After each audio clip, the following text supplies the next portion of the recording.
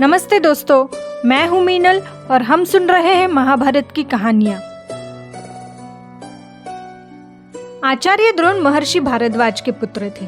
उन्होंने पहले अपने पिता के पास वेद वेदांतों का अभ्यास किया और बाद में उनसे धनुर्विद्या सीखी। पांचाल नरेश का पुत्र द्रुपद भी द्रोण के साथ भारद्वाज आश्रम में ही शिक्षा ले रहा था। दोनों में गहरी मित्रता थी। कभी कभी राजकुमार द्रुपद उत्साह में आकर द्रोण से वादा किया करता था और कहता था कि पांचाल देश का राजा बन जाने पर मैं आधा राज्य तुम्हें दे दूंगा। प्रशिक्षण के वर्षों के समाप्त होने के बाद द्रुपद पांचाल वापस चला गया। कुछ समय बाद राजकुमार द्रुपद के पिता का देहावसान हो गया और द्रुपद राजगद्दी पर बैठ गया। शिक्षा समाप्त होने पर द्रोणाचार्य ने कृपाचार्य की बहन से विवाह कर लिया। उससे उनका एक पुत्र हुआ जिसका नाम उन्होंने अश्वत्थामा रखा। द्रोण अपनी पत्नी और पुत्र को बड़ा प्रेम करते थे, लेकिन द्रोण का परिवार इतना गरीब था कि उनके पास ना तो जमीन थी और ना ही गाय। इसीलिए अश्वत्थामा का दूसरे लड़के मजाक उड़ाते थे। जब द्रोण को इसके बारे में पता चला तो वो बहुत क्रोधित और हताश हुए। तभी द्रोण को याद आई उनके मित्र द्रुपद की, जो अब एक महान राजा थे, और द्रुपद ने द्रोण से वादा किया था कि राजा बन जाने पर वो उसके साथ सब कुछ आधा आधा बांट लेंगे।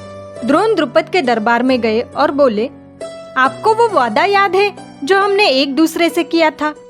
आपको अपने राज्य का आधा हिस्सा मुझे देना होगा। उस वादे को कई साल बीत चुके थे। द्रुपद ने द्रोण की ओर देखा और कहा, तुम एक गरीब ब्राह्मण हो। तुम अपने पुत्र के साथ हुए अपमान के कारण क्रोधित हो। मैं तुम्हें एक गाय दूंगा, इसे ले जाओ। यदि तुम चाहते हो तो मैं तुम्हें और दे दूंगा, लेकिन तुम एक ब्राह्मण के रूप में मेरे पास कैसे आ सकते हो और मुझसे मेरा आधा राज्य कैसे मांग सकते हो? द्रोण ने कहा, मैं तुमसे आधा साम्राज्य मांग रहा हूँ, गाय नहीं। मुझे तुम्हारी दान दक्षिणा नहीं चाहिए। मैं यहाँ इसलिए आया हूँ क्योंकि हम दोस्त थे। तब द्रुपद ने कहा, मित्रता बराबर वालों में होती है। एक सम्राट और एक भिखारी मित्र नहीं हो सकते। तुम तो दान ही ले सकते हो। चाहो तो गाय ले जाओ, नहीं तो चले जाओ।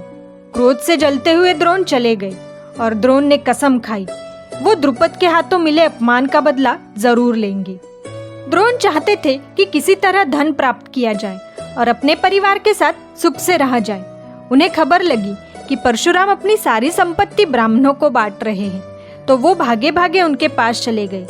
लेकिन उनके पहुंचने तक परशुराम अपनी सारी संपत्ति बांट चुके थे और वनगमन की तैयारी कर रहे थे। द्रोण को देखकर वो बोले, ब्राह्मण श्रेष्ठ, आपका स्वागत है, पर मेरे पास जो कुछ था वो मैं बांट चुका हूँ। अब ये मेरा शरीर और मेरी धनुर्विद्या ही बाकी बची है। बताइए, मैं आपके लिए क्या कर सकता हूँ? तब द्रोण ने उनसे सारे अस्त्रों का प्रयोग, उपसंहार तथा रहस्य सिखाने की प्रार्थना की। परशुराम ने द्रोण को धनुर्विद्या की पूरी शिक्षा दे दी।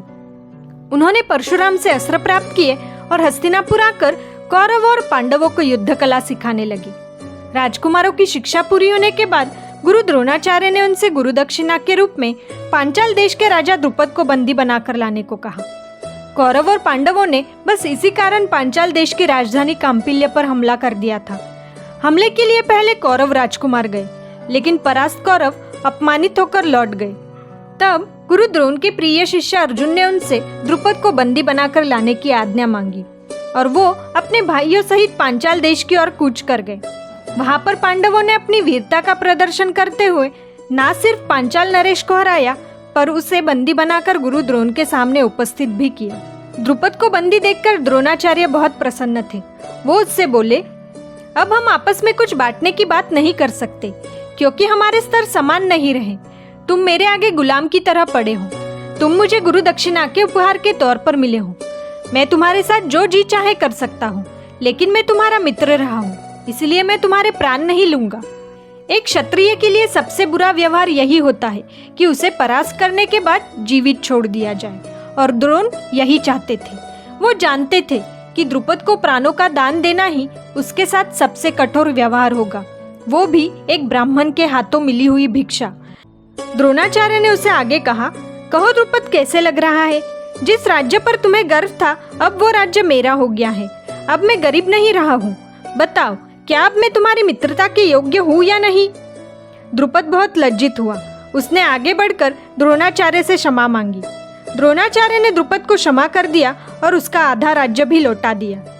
पर अंदर ही अंदर गुस्से, जलन और लज्जा से सुलग रहे द्रुपद अपने आधे राज्य में वापस चले गए।